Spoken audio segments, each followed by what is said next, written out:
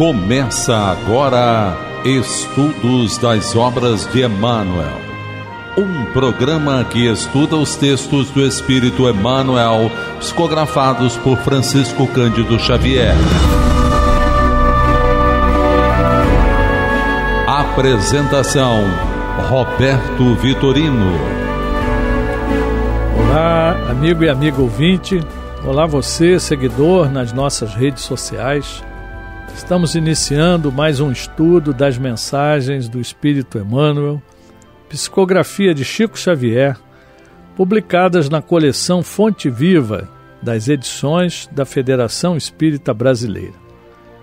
Esse nosso programa é gravado, mas você pode se comunicar conosco enviando as suas perguntas, sugestões, reclamações através dos nossos canais pelo telefone 21 3386 1400, pelo WhatsApp 21 984867633 ou pelo e-mail estudodeemmanuel@radioriodejaneiro.am.br, e nós aguardamos o seu contato.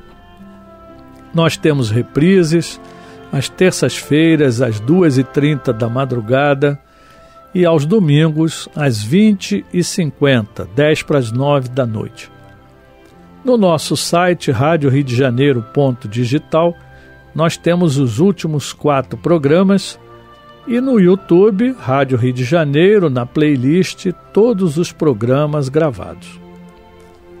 E hoje nós vamos estudar a mensagem número 99 do livro Fonte Viva, que será lido pelo nosso conselheiro da Fundação, nosso irmão João Nogueira. Do livro Fonte Viva, autoria de Emmanuel, psicografia do nosso querido Chico Xavier, persiste e segue.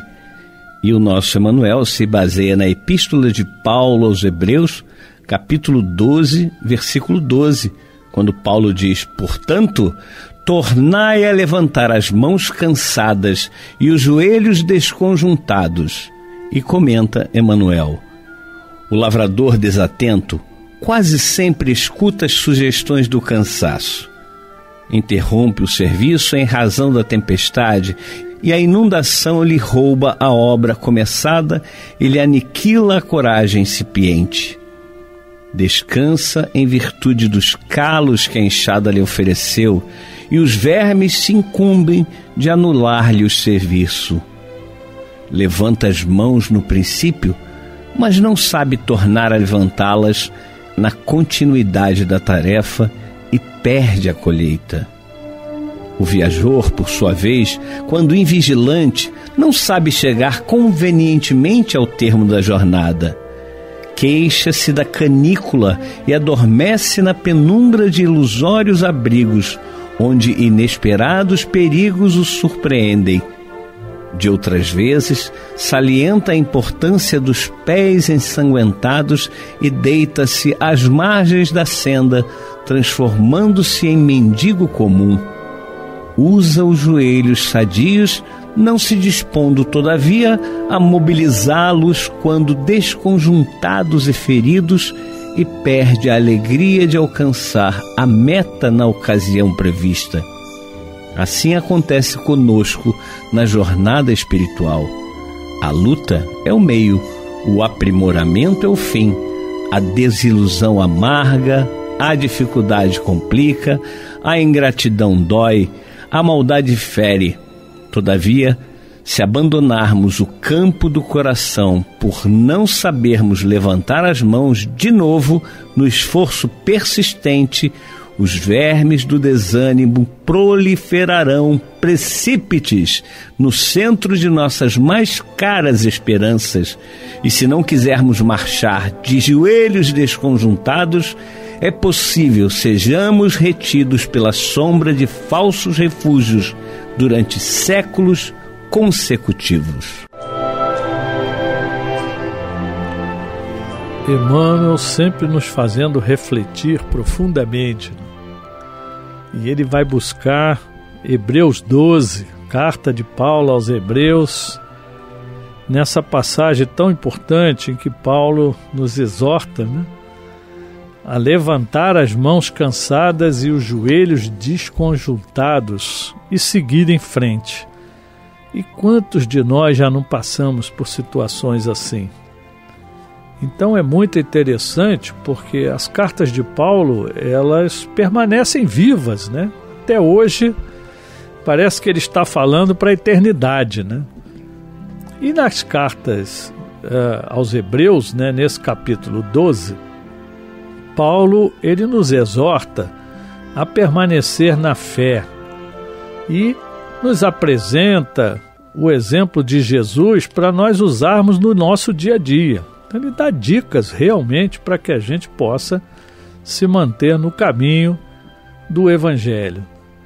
Então, nós sabemos que Jesus suportou a cruz, né, em troca da alegria que lhe estava proposta. Quer dizer, ele sabia que aquilo ali era para demonstrar que todo esforço, por maior que seja, por mais difícil que seja, ele vai trazer um bem futuramente.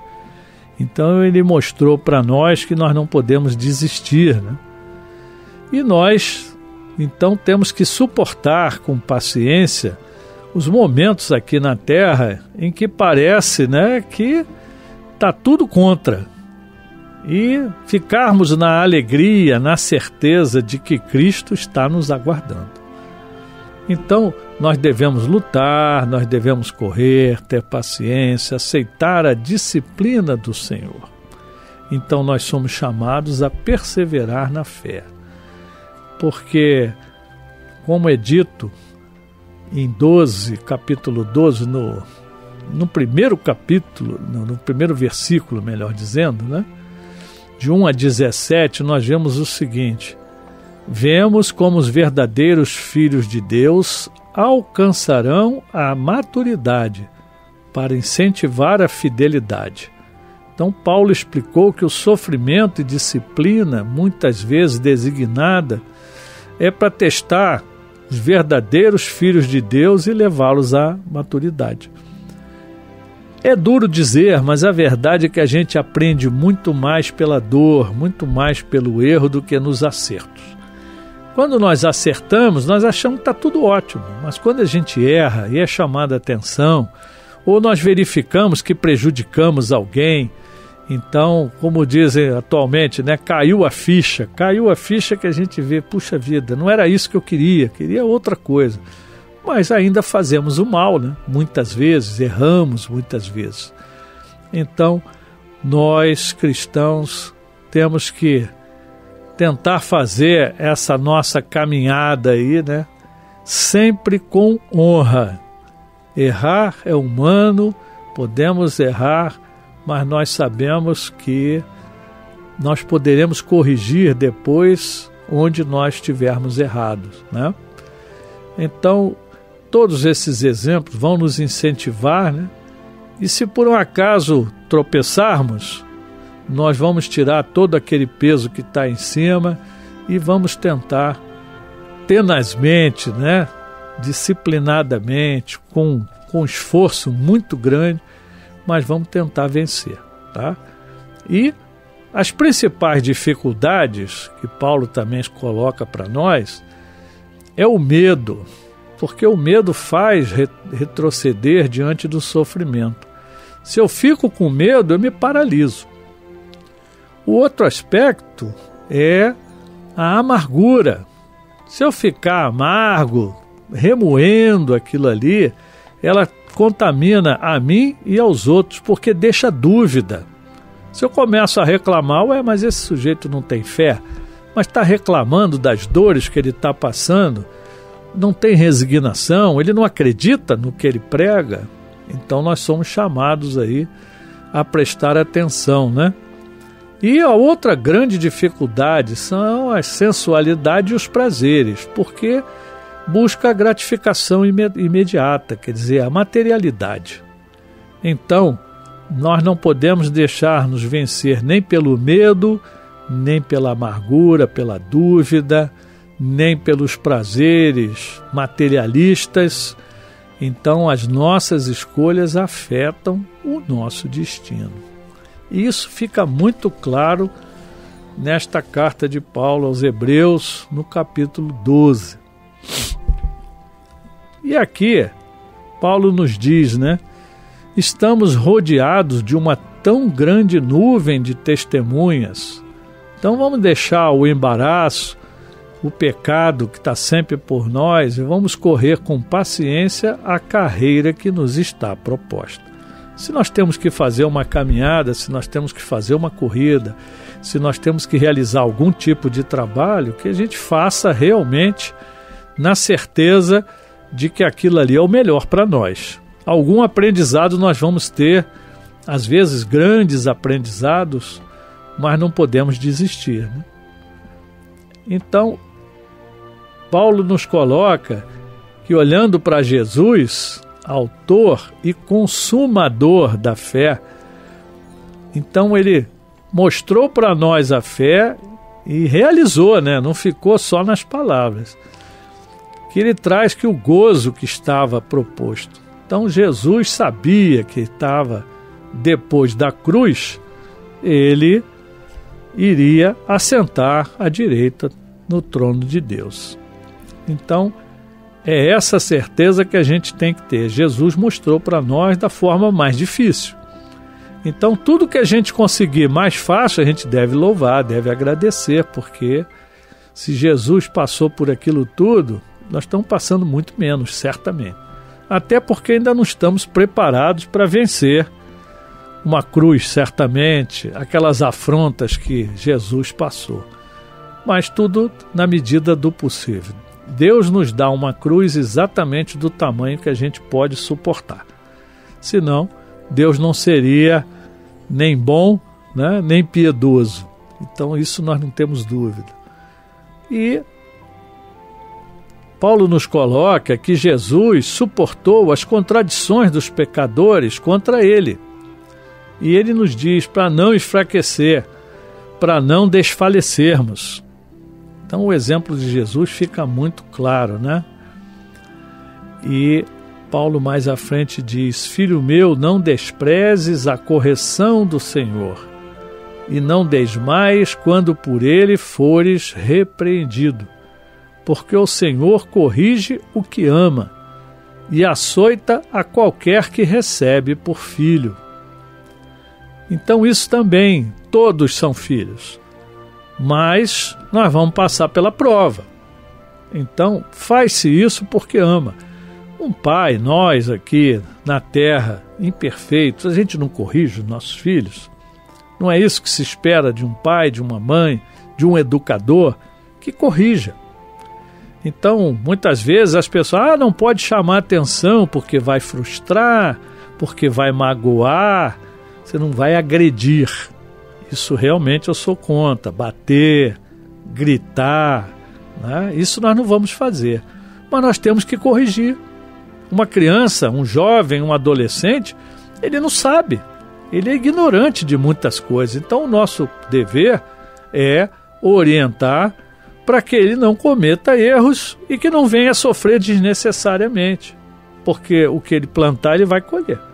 Então nós temos que estar atentos, e se nós que somos imperfeitos fazemos isso, Deus muito mais.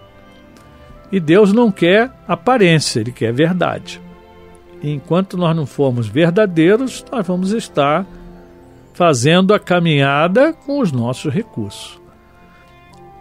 E aí Paulo lembra, né? Se suportais a correção, Deus vos trata como filhos. Porque que filho há a quem o pai não corrija? Acabei de lembrar isso, né? Como é importante. Mais adiante Paulo diz: além do que tivemos nossos pais, segundo a carne, para nos corrigirem, e nós os reverenciamos. Não nos sujeitaremos muito mais ao Pai dos Espíritos para vivermos? Então, Paulo confirma exatamente o que eu acabei de falar aqui, até porque eu tinha lido, né, e me antecipei um pouco aqui ao texto, mas de qualquer maneira, esse é que é o nosso grande aprendizado, não é? Suportar as dores, por maior que ela possa ser, porque nós sabemos que Deus conhece o nosso limite. Se Ele está nos testando, é porque Ele sabe que nós somos capazes de vencer. Então vamos fazer a nossa parte. Mais adiante, Paulo nos lembra, e na verdade, toda a correção ao presente não parece ser de gozo, senão de tristeza, mas depois produz um fruto pacífico de justiça nos exercitados por ela. Então, a justiça vai ser feita. Aquele que merecer vai receber os seus louros, né? O reconhecimento do Pai. E Paulo nos diz, portanto, tornai a levantar as mãos cansadas e os joelhos desconjuntados. Não fica no meio do caminho, reúne as forças e segue em frente. Nós temos um hábito na educação física, em que a pessoa, quando acha que não aguenta mais, a gente diz, olha, ainda tem 40% de capacidade de vencer. Nós estamos em período de Olimpíadas, aí dá para marcar bem o que é esse esforço. Quando a pessoa acha que não aguenta mais, ela dá mais um gásinho, um esforço a mais, né? Mentalmente, fisicamente, e ela consegue. E tivemos, alguns anos atrás, eu já não me lembro qual Olimpíada, aquela nossa irmã suíça que chegou toda torta, ela já estava com o cérebro sem oxigenação adequada e se recuperou, chegou depois de todo mundo, mas chegou. Que exemplo de persistência, que exemplo, né, de determinação. Então é isso que Paulo está falando. Então, em relação a Deus, a nossa vida é exatamente essa maratona que nós estamos andando aqui. Às vezes ela acelera um pouco, às vezes ela vai mais devagar, mas tudo isso é para nos testar, para que a gente possa realmente, no futuro, receber o fruto. E esse fruto, realmente, nós temos que certeza que vai ser um fruto muito bom, né? Vai ser um fruto de felicidade, de alegria, de paz, de luz. E Deus é amor, então Ele estará nos esperando de braços abertos. Então, quando Paulo nos diz para levantar as mãos cansadas, os joelhos desconjuntados, ele complementa: e fazei veredas direitas para os vossos pés, para que o que manqueja não se desvie inteiramente, antes seja sarado. Então, na medida que a gente se esforça, mesmo com toda a dificuldade, nós estamos abrindo o caminho, nós estamos mostrando o caminho para aquele que vem atrás com muito mais dificuldade do que nós, com muito menos recursos, mas ele viu o nosso caminho e ele segue. E é o que a gente deve fazer. Nós vimos o caminho que Jesus demonstrou e agora nós temos que segui-lo, mesmo manquejando, que a gente consiga segui-lo. E Paulo ainda nos diz: segui a paz com todos e a santificação, sem a qual ninguém verá o Senhor. Então, esse esforço é importantíssimo. Depois desse esforço, nós vamos chegar, Jesus vai nos acolher, os bons espíritos vão nos acolher e nós estaremos todos juntos na erraticidade. Voltando na mensagem de Emmanuel, em que Paulo fala na carta aos Hebreus, Emmanuel nos diz: o lavrador desatento quase sempre escuta as sugestões do cansaço, interrompe o serviço em razão da tempestade e a inundação lhe rouba a obra começada e lhe aniquila a coragem incipiente. Então, é comum, né? Está vindo a tempestade ali, eu já estou muito cansado, então eu vou parar.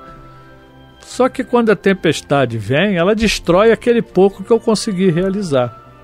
Então nós temos que estar atentos e esse lavrador vai perder a sua obra, né? Emmanuel lembra, né?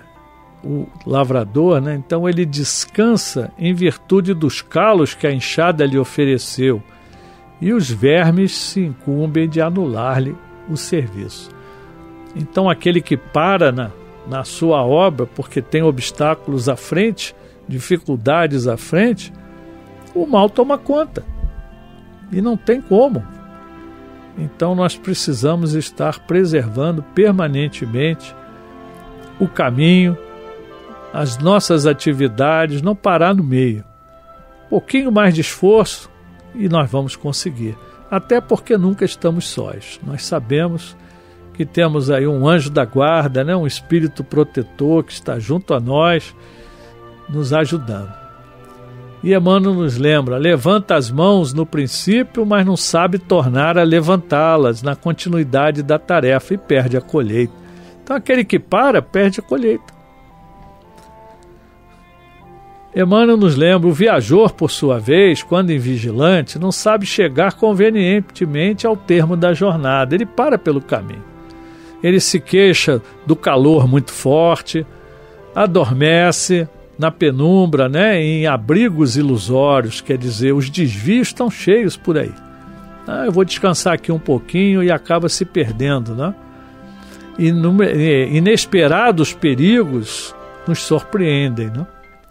Outras vezes, a importância dos pés ensanguentados fica mais forte. Ele se deita e se transforma no mendigo. Quem passar e ver uma pessoa com o pé ensanguentado no chão, vai tentar ajudá-lo e tal, quando ele está fazendo aquele esforço ali, mas não é para pedir ajuda de ninguém, é para se auto-conhecer, se auto-vencer. E esse é que é o grande esforço. Então, usa os joelhos sadios, não se dispondo, todavia, a mobilizá-los quando desconjuntados e feridos, e perde a alegria de alcançar a meta na ocasião prevista. Quem para no meio do caminho não chega na meta. Então nós temos que aprender, né? E Emmanuel nos diz, isso acontece conosco na jornada espiritual. A luta é o meio para nós chegarmos até lá. O aprimoramento é o nosso fim. É para lá que nós queremos chegar.